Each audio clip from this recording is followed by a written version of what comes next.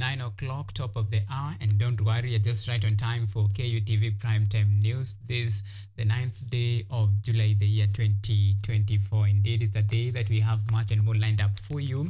From the signing of the IEBC bill into law to the call for national dialogue. And wait just a minute, recounter and a rejoinder of that, a big no from some of politicians from the opposition side. I'm talking about the Azimio la Umoja and of course the Gen Z saying a big no to the national dialogue. Their demands are irreducible minimum, and it's pretty clear for them. Of course, they want accountability for at least 42 deaths, and of course they want Inspector General of Police Japheth Kome to resign.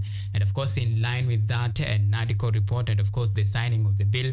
Now the question is, after the signing of the bill to law, and of course the $1 million question, the $1 million question is, what next? Now, what should follow is the appointment of the IEBC selection panel. Now, the panel will invite interested candidates for the position of chairperson and commissioners, and the selection panel will then forward 2 names to president for the position of the IEBC, and of course president will choose 1 name out of that. Now from that, then the changes in the selection panel. Now let's talk about some of the changes in this selection panel.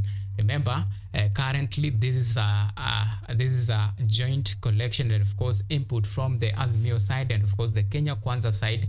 And I'm sure you are all aware and familiar about the NADCO report. Now, this is the birth of the NADCO report. So, from proposed now 9 out of 7, remember the initial one had 9, 7, and of course it had 7 selection panel members. And now it has extended to 9 members instead of the selection panel. Now 2 men and 2 women were nominated from the Parliamentary Service Commission. So these 2 men and 2 women will be nominated by the Parliamentary Service Commission, and 1 person nominated by the Law Society of Kenya. Now the 2 persons nominated by the Interreligious Council of Kenya, and 2 representatives from the political parties liaison committee. So these are some of the proposed changes in this NADCO report, and of course now signed into law, that will foresee now a framework and a process that will now give birth to the new IEBC after the old IEBC, of course led by Wafula Chebukati, who resigned, and of course others stepped down after the August general election. Of course, remember the conundrum about this, the IEBC, and now after that, now the process will now move seamlessly until now the country finds new IEBC chairperson and of course the commissioners to pave way for some of the by-election and of course the review of the constitutional of the review of the boundaries, and of course that have put the country into some sort of constitutional conundrum. And of course now from there, now the discussion shift to some of the areas, and of course that we find ourselves in the state of the IEBC, what we are facing currently, the constitutional crisis. Remember, as of this particular state, at least we should have had by-elections, and of course out of this and of course we have another very key concerning issue. I'm talking about the boundary reviews. The Independent Electoral and Boundary Commission shall review. This is according to the Constitution, and this is Article 89 of the Kenyan Constitution that talks about the mandate of this, the IEBC. Now the Independent Electoral and Boundary Commission shall review the names and boundary of the constituency at intervals of not less than 8 years and not more than 12 years. But the review shall be completed at least 12 months before a general election of member of parliament. Now the boundary review was conducted in March last year, or rather should have been conducted in March last year, 12 years after the last exercise took place. And that is the state that we find ourselves in. And of course this bill aims to sort this. And of course there is still another concern. Now I'm talking about the by-election. Remember, we have at least 2 pending by-election in replace for members to actually citizens in this respective constituency to go out there and exercise their constitutional right to elect their member of parliament and of course their member of county assembly. And of course the speaker, and this happened, the speaker of the National Assembly and of the Senate and that of the county assembly is mandated by the constitution to write to the chairperson of the electoral commission informing him or her of the vacancy in this case. And of course the chairperson will then gazette the date of the by-election, which should be done within 3 months from the date of the announcement. Remember that period has already lapsed, and of course as of now constituency, many of these constituency I'm talking about, constituency that have not had opportunity to elect their new members of parliament, and one in particular we have the Banisa, and of course we have Magarini constituency that the election of, or rather the victory of the former member of parliament, we'll call him, was nullified. And of course let's just take a look at some of the these constituencies, and of course one that have this pending by election.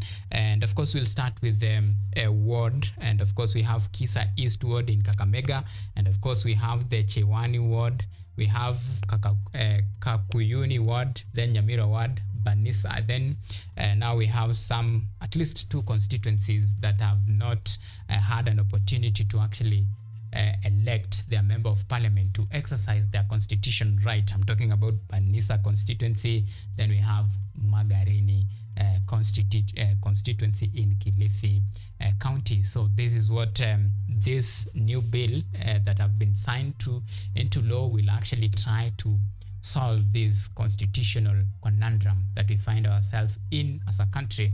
To be fair and to be honest with you, time is already overdue, but it's just a matter of time to wait and see how the event will unfold. And remember, we have a comprehensive coverage of this, event that unpacked at KICC into this and many more, and that will be bringing you. It is a 360 coverage to bring you up to speed with the latest development in the country and across the border. And of course, this is what to expect.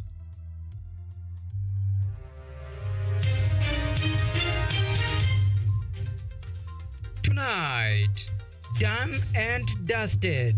Ruto put pen to paper IEBC bill, paving the way for the selection of IEBC panel. No to dialogue. Gen Z, Martha Karua and Jeremiah Kioni reads mischief in Ruto Raila call for national dialogue. Also tonight, you have failed. Senators take war on corruption to the EACC door, blaming the agency for failing to hold corrupt individuals accountable. Plus, the isolated DP. Gachagwa's woes deepen as protocol shifts from Odinga to Ruto during the signing of the IEBC bill at KICC.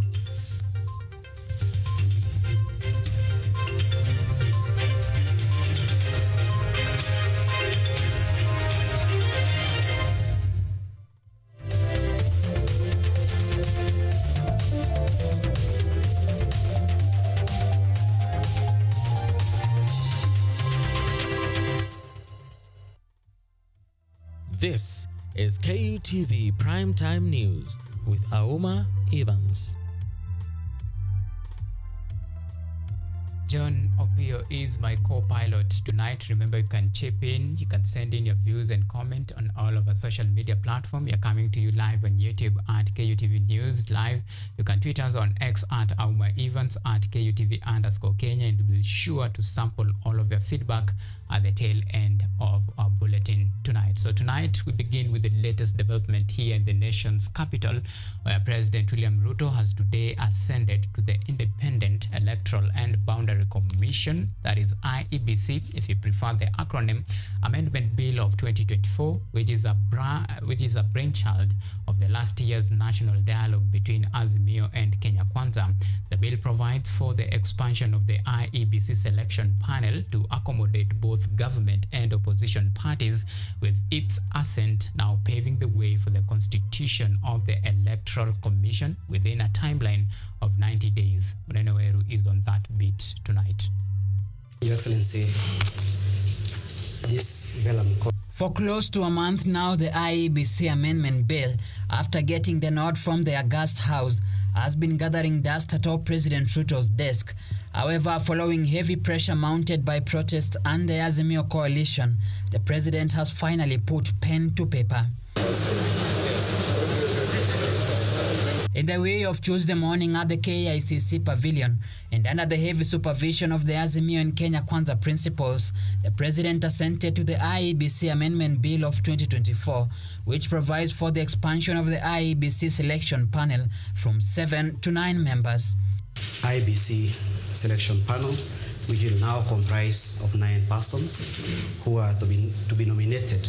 The new panel constitutes 2 members drawn from the majority and minority parties in parliament, 3 representing the political parties liaison committee, a panelist from the Law Society of Kenya, another from the Institute of Certified Public Accountants, and 2 appointees of the Interreligious Council of Kenya. The selection panel appointed by the president in 2023 and which was hotly contested by the Azimio frontier will now cease from operating, paving way for a fresh panel under the new guidelines and names of appointed commissioners fronted to the president or within a working timeline of 90 days. The signing of this bill paves way for the establishment of the selection panel for the appointment of IEBC commissioners. The IEBC remains a cornerstone of our democracy, responsible for overseeing regular elections at various levels, and on the overall ensuring that our electoral cycle is managed transparently and administered in an impartial, neutral, efficient, accurate, and accountable manner. For over a year now, the Electoral Commission has been without proper commissioners in place, the oversight gap holding back by-elections for Magarini and Badesa constituencies, and also preventing the reconstruction of boundaries, which the High Court ruled cannot happen without proper commissioners in place. Reconstitution of IEBC is just but one of the concessions drawn by the National Dialogue Committee in the aftermath of last year's anti-government protests. Leaders present in today's assenting called for fast-tracking of other affirmations in the NADCO report, including interrogation of the cost of living, presidential electoral reforms, and the entrenchment of offices of the opposition leader and that of the Prime Cabinet Secretary. Munene Weru, KUTV. All right, thank you, Munene Weru, for that comprehensive reporting. Now, still on matters, the signing of the IEBC bill. Now, Azimio leaders, led by ODM party leader Raila Odinga and Wiper counterpart Kalonzo Musyoka, have now seemingly shifted from their famous Ruto must go narrative to support President Ruto's call for national dialogue, stemming from the witnessed national protest from the Gen Z. Speaking today at KICC, leaders unanimously agree that the country is now at crossroad, terming dialogue as the only solution, as James Baraka now reports. The Gen Z's nationwide protest seemingly paved way for the reunion between the Azimio la Umoja and Kenya Kwanza political elites, with the former who have been recently insisting on the resignation of President William Ruto shifting gears to supporting his call for dialogue. As a way of charting the future from the current situation we are facing, I welcome all the leaders here, and I have heard what they have said this morning, and all other stakeholders working together for us to address the current economic situation through a broad-based political arrangement and to rally the country forward. We require now a wider engagement so that people have an opportunity to vomit all that is there in the chest in order that we can be able to find a way forward. If we are not careful, all of us will get thrown out by the Gen Zs because they say we have come of age. You say that we are leaders of tomorrow, we are leaders now. We can't wish them away. This comes amidst warning from protesters who earlier on cautioned the politicians against taking credits on the Gen Z nationwide protests, as this would make their fight for liberation a political affair. The witness reunion that saw the president assent to the Independence Electoral and Boundary Commission bill comes as a result of the National Dialogue Committee talks, whose agendas are believed to have been fueled by the public uproar. However, the Azimio leaders called on the government to remove police officers from the streets and take responsibilities of their entrusted positions. The country is at a crossroads. Can we, for a beginning, even in order to bring the country to normalcy, can you, Mr. President, order the Inspector General of Police, if he doesn't resign, can he remove the police from the streets? Can the army get out of our streets and back to the barracks? Last year, we lost 75 precious lives. This year we lost another over 40 lives. To say nothing about those who have been wounded, been hurt. We must prevent this from happening in our country. We should not allow this to continue happening cyclically. Let us find a lasting solution to this problem. We are ready to engage so that we find a solution to this problem. As Azimio, okay. With the Gen Z nationwide protest seemingly providing a dining table for the political elites in the country, the question still remains whether the concern of the public will be taken into consideration or sidelined as the political class takes advantage of the Gen Z's lack of a leader. James Baraka, KUTV News. Now, the growing relationship between President William Ruto and opposition leader Raila Odinga is seemingly meddling with the president's relation with his deputy Rigathi Gachagua. An unusual turn of event as witnessed earlier today at KICC. A breach of protocol was witnessed as Odinga was given priority when addressing the nation. Dungu Pauline with more details.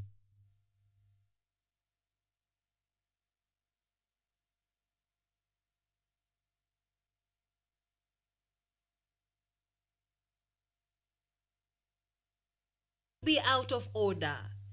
Kikuyu Member of Parliament Kimani Ichung'wah, who was the event's host, disregarded protocol and invited Azimio leader Raila Odinga to welcome the president, who later welcomed the deputy president to welcome him. I now have the honor to invite the former Prime Minister, Your Excellency Honorable Raila Odinga, to give his remarks, and thereafter invite His Excellency the President. With those many remarks, Your Excellency, now may I have the pleasure to invite my brother, President William Ruto, to address you. Thank you. But let me ask my deputy to make a few remarks so that I can conclude. Mr. Deputy President.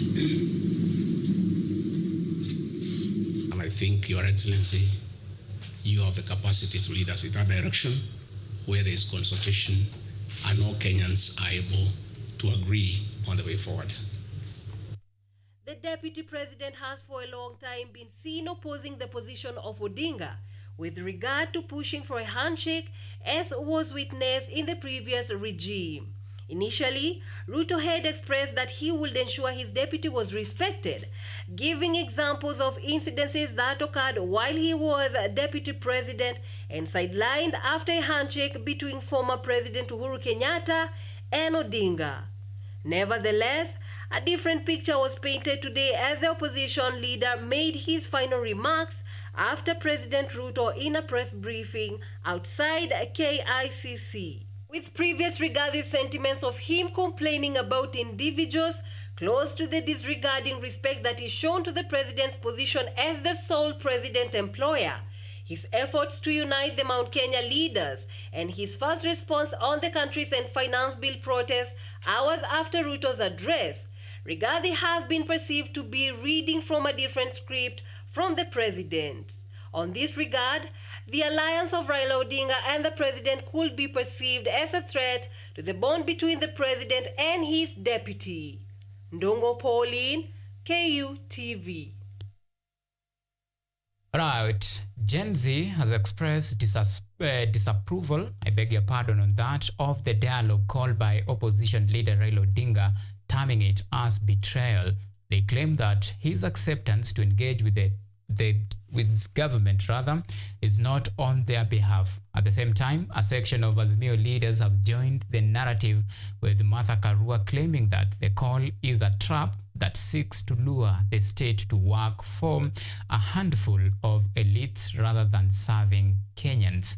At the same time, the Eugene Wamalwa declared that he is not boarding the Ruto-Raila call for dialogue, with Jeremiah Kioni stating that all that happened at KICC was all by design. And of course, these leaders spoke this during their platform on the X, just expressing their disapproval on what transpired today at KICC.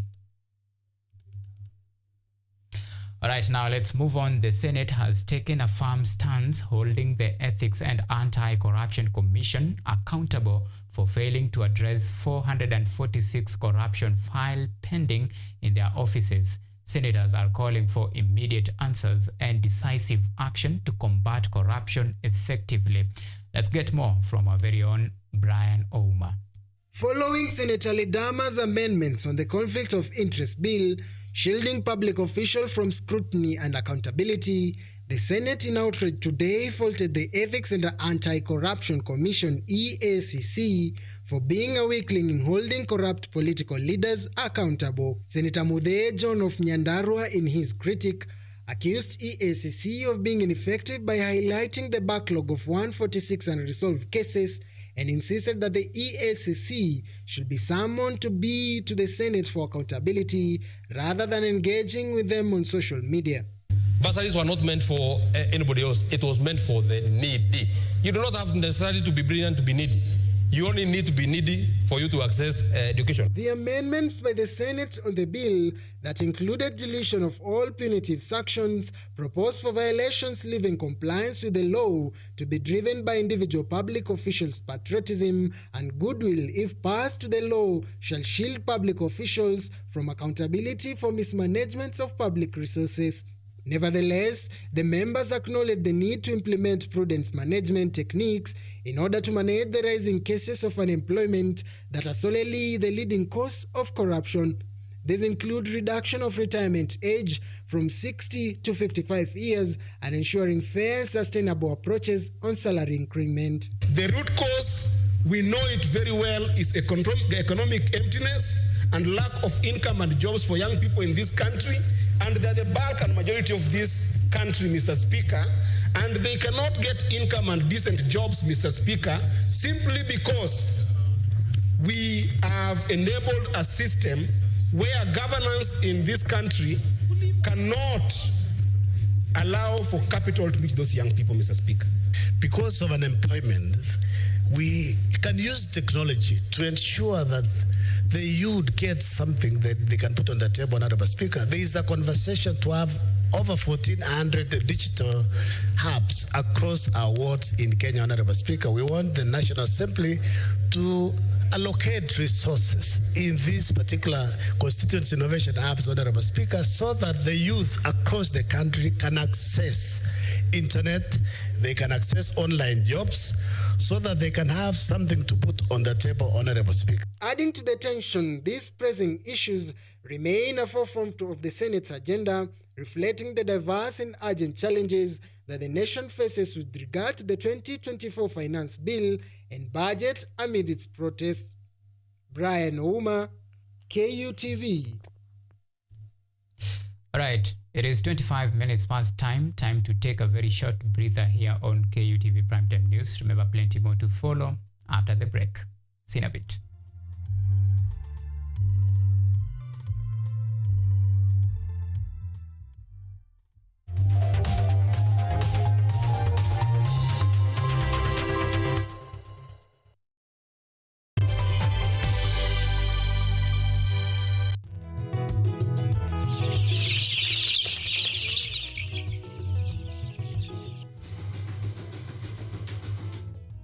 ni kaunti maarufu kwa kuzalisha maziwa na ukuzaji wa majani chai.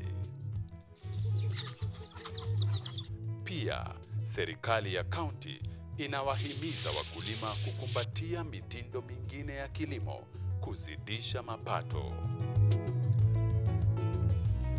Kama kuna kikundi moja inafanya biashara ya kuuza kuku, hao pia tumewafadhili kuwafunza jinsi ya kuhandle zile kuku kwa sababu wanaleta kwa wingi.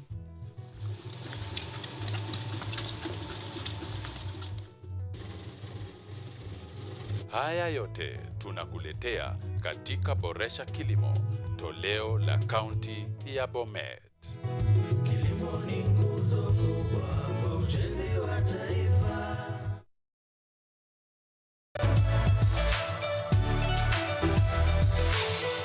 My name is Kutv. I'm Associate Professor in the Institute of Philosophy of Jagiellonian University in Krakow, Poland. And I'm the main coordinator of the CAFE project, which is being here hosted by Kenyatta University. My name is Eva Hudoba. I am a project manager in this consortium.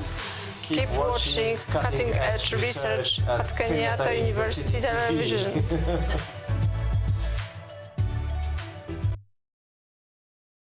Kenyatta University will hold its 55th graduation ceremony on Friday, 19th July 2024 at the main campus along the Thika Superhighway.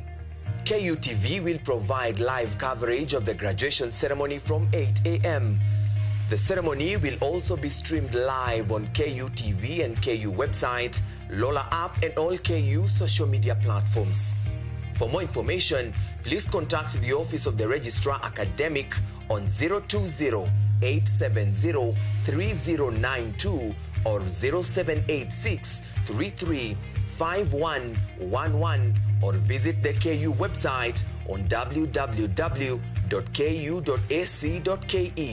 The theme for the graduation ceremony is Education for Prosperity and Sustainable Development.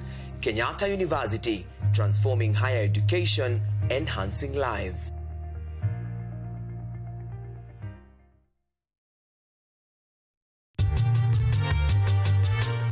Kama wanavyosema wenyewe, tumefikiwa.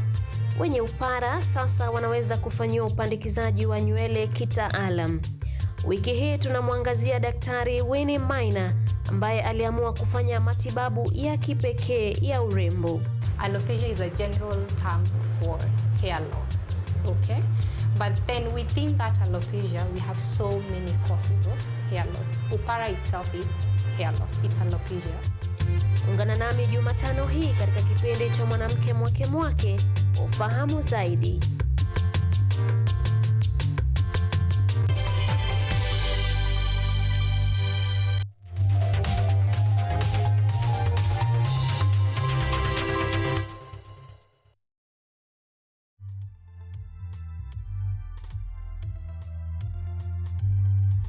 Right, welcome back, and we are glad you chose to stay with us. Now let's move on. Following the proposals by the Senate to scrap the National Government Constituency Development Fund (NGCDF), members of Parliament now want the Senate to keep off the National Assembly affairs and instead focus on their oversight role in strengthening devolution. Natalie Kioko reports on a day that members of Parliament insisted on the vitality of the NGCDF in funding numerous development projects within the counties. Caution has been entreated from members of the Senate on pushing for abolition of the National Government Constituency Development Fund, NGCDF, rather than prioritizing their oversight responsibilities in strengthening devolution. Speaking during the official opening of a modern classroom at Orumba Comprehensive School in Migori, Peter Masara, Suna West Member of Parliament, reprimanded senators on touching on the NGCDF. Let them do the work. Let them oversight county government billions to work for the people, for them to come to CDF. There is no single devolved money where people can count what those particular funds has done rather than the CDF money in Kenya. Masara further added that the vitality of the NGCDF cannot be put into question, as many can attest to the tangible developments the fund has enabled. In every constituency, you will be able to associate associate yourself with a project done with the NGCDF. For example, in Sulawesi, every school there is money for, and not 500,000, it is in terms of millions. If you want us to stop doing that, then you are a madman. Let senators do their work well.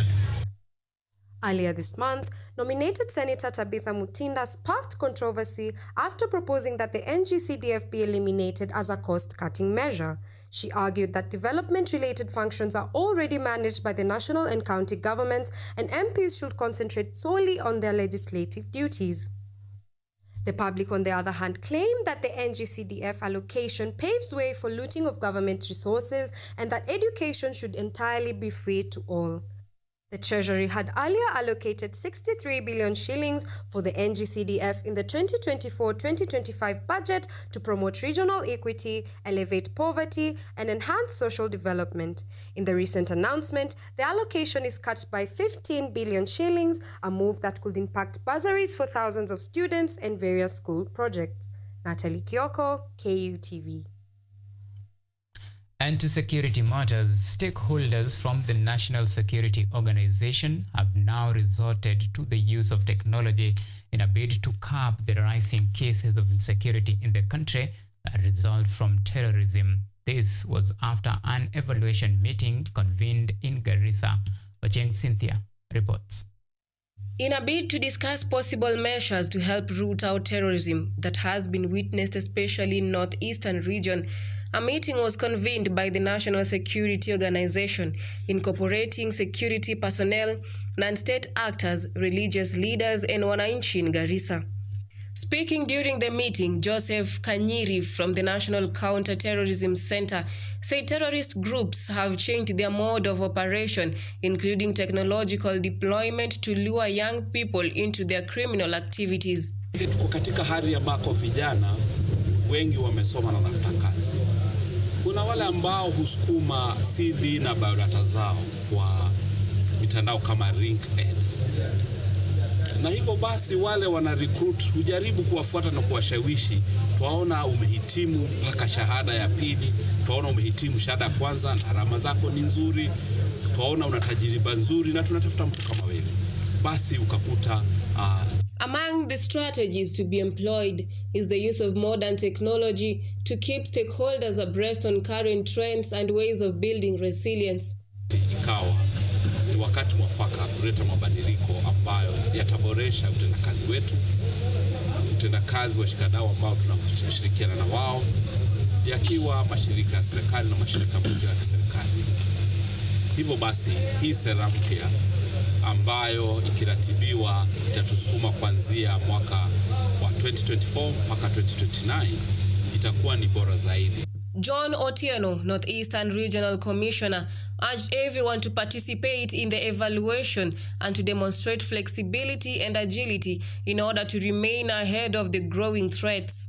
Umejumuisha washikadau wote wametoka katika sectors mbalimbali, civil societies, security sectors, administration, the religious organizations, ili waweze kuwa na nafasi ya kuchangia zaidi na walete mawazo ambayo yata enrich hii document. In early March 2024, northeastern Kenya, Mandera and Baringo counties encountered banditry attacks from Al-Shabaab, with the recent one being in Kosile, Baringo County, where bandits attacked residents and made away with livestock, leaving behind distress. The stakeholders now call for more government input towards reintegrating and de-radicalizing Kenyans from joining the terror groups. Ocheng Cynthia for KUTV News. And now switching gears to Narok County. Now Narok County Governor Patrick Ole Ntutu spearheaded talks aimed at quelling violence after recent clashes between the Poko community and Poko Development Trust that left 11 people seriously injured and the cows stolen. Chaos was witnessed on the trust land a week ago when the members of the community forcefully trespassed on the protected land managed by the Poko Development Trust to graze their livestock. Take a look. Narok leaders led by Narok County Governor Patrick Ntutu and Area County Commissioner Kipkech Lotiatia held a day-long meeting at Tipis to resolve wrangles existing between the Purko community and Purko Development Trust. This comes days after the community fought with the Purko Development Trust management, whom they accused of forcefully evicting them from their land, which was reportedly set apart by their forefathers to benefit the entire community. The chaos left 11 people seriously injured and 6 cows stolen. Governor Ntutu encouraged the management to hold meetings with the community leaders to resolve all issues raised before they escalate to violence, adding that the expansive land is meant to benefit all members of Purko clan who was scattered in Narok. Na tunataka tu kuambia wananchi wanapokuwa na shida wasichukue sheria mkononi, bali waweze kufika kwa chief ambayo tuko na chief wa eneo hii ya Ndiani, Bwana Njoe, ama wafike kwa ofisi ya DCC hapa Olokruto, ama pia waweze kufika kwa ofisi yangu ya governor hapo Narok, ama kwa mheshimiwa Pareyo, ama kwa mheshimiwa MCA wa eneo hii. Commissioner Lotiatia on his side called on those who stole the livestock to return immediately before they are traced and arrested. He called on the residents to learn to resolve their differences in a manner that does not create violence and tension in the community. Mwezi jana kulikuwa na wizi ama uvamizi ambayo ilifanyika kwa hii shamba. Na nataka niseme hapa tukimalizia, tukifunga hii mkutano ya siku ya leo, ng'ombe wale waliibiwa, naambia walikuwa wa ng'ombe 5. Ng'ombe wale tafadhalini kwa haraka waweze kurudishwa. Na security ya sub county wafanye kazi na washirikiane na ile security ya trust, hakikishe wale walichukua ng'ombe warudishe ng'ombe ya wenyewe. Those who attended the meeting included County Police Commissioner Rick Ongare and a host of Narok MCAs, while the two warring sides were given ample time to air out their grievances. Victor Washira, KUTV. All right, now let's switch gears to some rather bizarre story. Now, the fate of a grave meant for the burial of an elderly family member at Mosore village in Masige West Ward, Nyamache Sub-County, remains empty after the deceased body was interred elsewhere. This was as a result of land dispute between the current owner of the land and the grandchildren of the land seller. Elsie Nyangor unpacks the puzzle. In Kisii County has come forward to tell their side of the story after they had to bury their father's body elsewhere due to a land dispute. Mzee Michoki, the deceased, is said to have bought the land from one Omare Maburi years ago and even acquired a title deed for the land. Muchoki's children narrate how the grandchildren of the deceased Omare have frustrated their lives. Baba yangu alinunua shamba kwa Omare Maburi. Wakati hiyo mzee alikuwa hai, hakukuwa na mvurutano yoyote. Huyu kijana yako Ugembo, vile hiyo mzee aliaga, ikaanza bajukuu yake bakaanza sita ya boundary. Hapa ndio mzozo unaanzia. The dispute, which began in 2020 as soon as the seller of the land died, forced intervention from neighbors as his family members began reclaiming the already sold land. Mpaka ikafika mwaka 2020 zide kaanza kutokea huko kuanzia kwa mpaka, ndio zide ilianza kutokea huko. Hapa kwa mpaka tulikuwa tuna huyu ana complain ati zida tunaingia kwake na sisi tunasema hapo na boundary ilikuwa hapa, lakini umepita mpaka ukaingia hapa. Tukaita hata wazee wakakuja wakatengeneza hiyo boundary ya zamba. The villagers now call on Ogembo Nyatangi, a relative to the original land seller, to cover the grave they had dug according to the local community's culture. Kulingana na mira na desturi ya Wakisii, mimi ningekuomba wewe mzee Ogembo, kama unajiamini, ningekuomba leo uende huku ufanye kufunika hiyo kapuli ya mzee Michoki ambayo tulifanya kuchimba. The family now seeks help from the government to reclaim their land, seeing that the grandsons of the seller have planted not only coffee, but also bananas on the land. Elsie Nyangor, KUTV. To another short break here on KUTV Primetime News. Remember, plenty more to follow. And up next, sports news.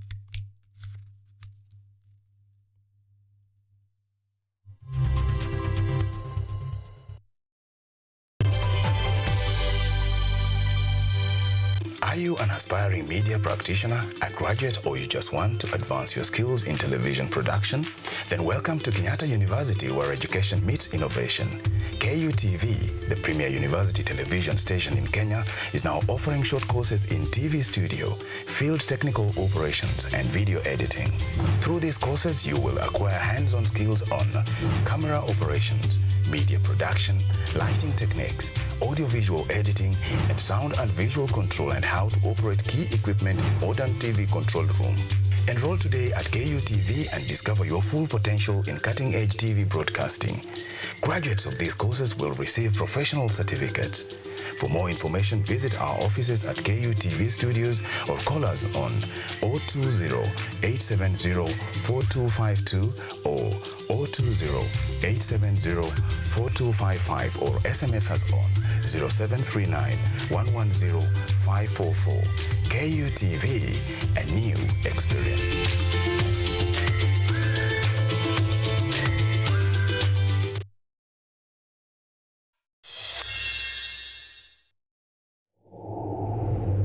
First time? Yeah, I'm kind of scared, but I can do this. Yeah. Mess with me. Yeah, let's do this, man.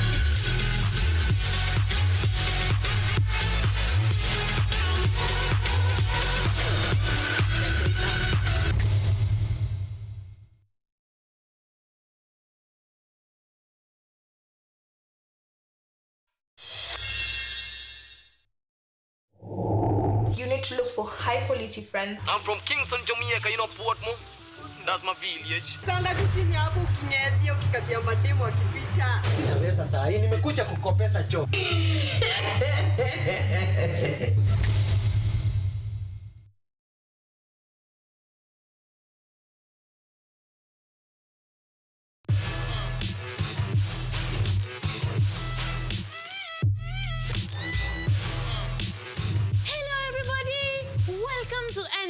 Where we ask the coolest questions in science.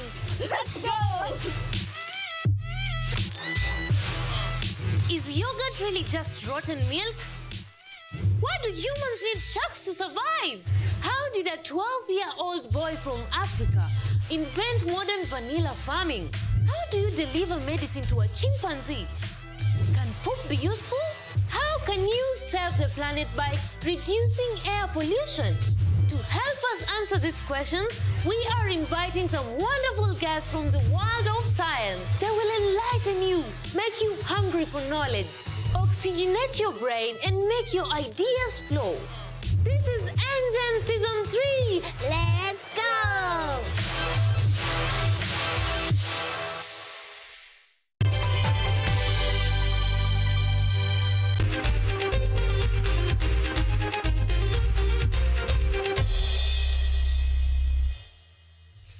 It is time for sporty action. Now, the first batch of Team Kenya arrive in Paris, France this afternoon ahead of the Paris Olympic Games. Kenya Rugby Sevens Team Shujaa were among the first team to land in France for the Paris Olympic final preparation before games kick off officially on July 26th to August 11th in France.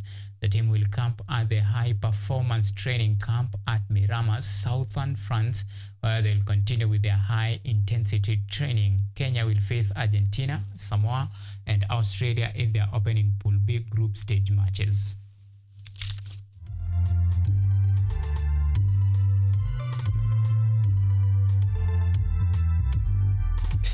All right. Right, now switching gears to Euros. France will face off Spain in the semi-finals of the UEFA Euros 2024 at Allianz Arena tonight at 10 p.m. East Africa time. France and Spain will battle it out for ticket in the finals of the Euros 2024 after Didier Deschamps' side advanced through penalty shootout against Portugal, and Spain secured their semi-final spot after defeating host nation Germany 2-1 in the quarterfinals.